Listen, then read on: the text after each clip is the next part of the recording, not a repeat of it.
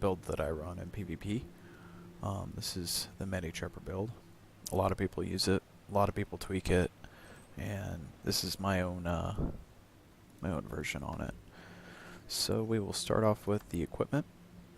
I've got run into runes of Doliac, given that toughness and vitality for a little bit of the bunkerness. Also gives the regeneration of health every second. And then we'll run in the Paladin Amulet. Got the power, precision, toughness, and vitality. I don't really worry too much with the ferocity. It stays at 150. You know, I'm content with that as long as I'm putting out a decent amount of critical chance. Is fine by me. Power's at 2050 and 1735 on toughness. Then I've got longbow, and I am using the sword and shield. And I've got Sigil of Courage and Sigil of Fallibility. Both of them have a 2-second cooldown, so obviously it's going to be popping off as much as possible. So got both of them on both weapons. I can tell a difference. I'm inflicting a lot of vulnerability, so that helps out. And now we'll go down to specializations on the traits. Got Valor, Radiance, Dragon Hunter. On the Valor trait line, got Smiter's Boon, which grants a lesser smite condition. It does damage with no conditions at 463, and with conditions almost double. Grants me healing, fury, and not really too sure why. It shows number of targets at the same thing, but it does. Then we've got Stalwart Defender, gain toughness while wielding a shield, and the shield skills reduced recharge. So you can pop off your Shield of Judgment, granting you protection and Aegis, and then you've got your Shield of Absorption, which comes in handy whenever you're trying to push everybody out of the circle. And then we've got Monk's Focus as the last one. Meditation skills heal you, grant fury and to nearby allies, and grant recharge. So we've got these two meditations that I run right now, and they help out quite a bit. This one target teleports you, so this mixed with Symbol of Blades comes in a lot of handy whenever you're trying to catch somebody. And now we're down to Radiance. First one, been using the right hand strength. Critical chance with one-handed weapons is increased. Sword skills gain reduced recharge, which these two are my favorite to use. So you're going to be able to teleport a lot more frequently every 8 seconds. And then if you've got somebody within range and they're not going anywhere, if you stun them or knock them back or something, Zealot's defense does quite a bit of damage, and it gives you the critical chance increase by 15%. On the second one, we've got Radiant Fire. We've got gain Zealot's Flame whenever you critically hit an enemy. Burning you inflict has increased duration, and your torch skills gain and reduce recharge. Obviously I don't use torch, but it does come in handy with the Zealot's Flame, especially whenever you're already doing all of this burning, popping off more burning, and it's just extra conditional damage. And the last one, we got Amplified Wraith. Burning inflict increases damage, burns enemies that whenever you block their attacks. So, oh yeah, that was the knockback one.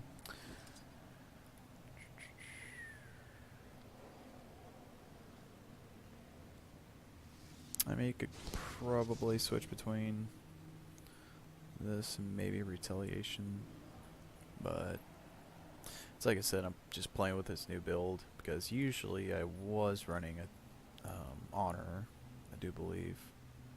Yeah, Honor and Valor.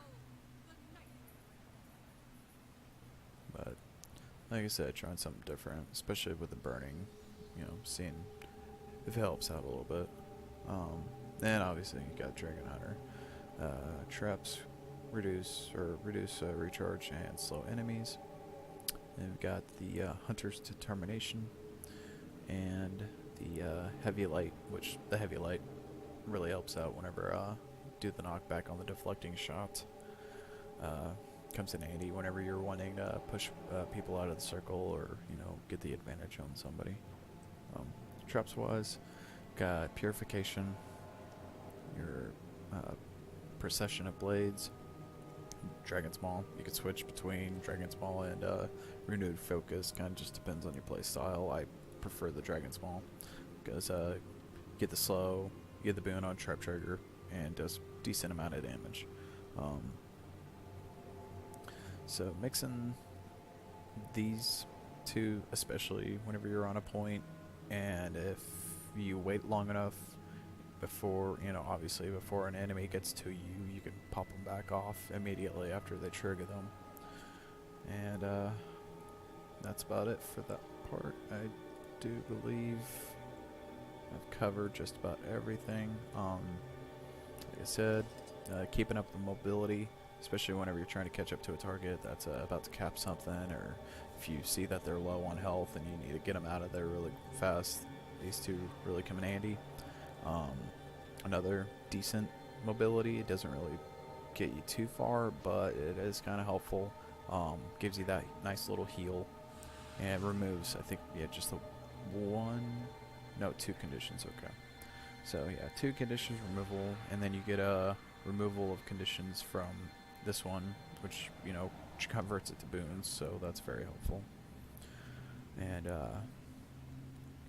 but yeah, got plenty of healing, I mean plenty of knockbacks, and I would say on the bow, the ones that I use the most, obviously one, True Shot, if especially if they're low, does really good amount of damage. Deflecting Shot for knocking it back, especially damage, is okay. It's not that too crazy. Symbol of Energy, it has a slow or a low radius on it, so kind of know where they're going to be heading to. Does miss if you're not really accurate with it. Kind of does come in handy with a Vigor, but I mean, not really too much of a personal favorite for me. And the Hunter's Ward I only use if I'm far enough away and I see that the enemy is fighting an ally or something, then I know it can get the upper hand on firing the shot without being targeted, because you got to think about the duration's like 5 seconds of shooting, so you gotta be ready for it. And if you do realize that you're about to get hit by somebody else, it might be a good idea to stow weapon or switch to something to interrupt that action.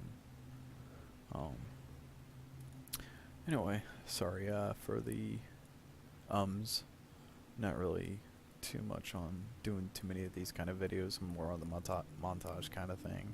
Just wanted to cover basics of what I run for PvP. I do fine with it. It's a great build in my personal opinion, but everybody plays things different. Like I said, there's people that run these two traits differently, which I've run them too. I've run the meta on it. I just like to switch things up and see how it goes. So anyway, try it out if you want. You can always switch back at any time. Just let me know how you like it, and I think that's all I got covered. Thank you, and have a good day, everyone.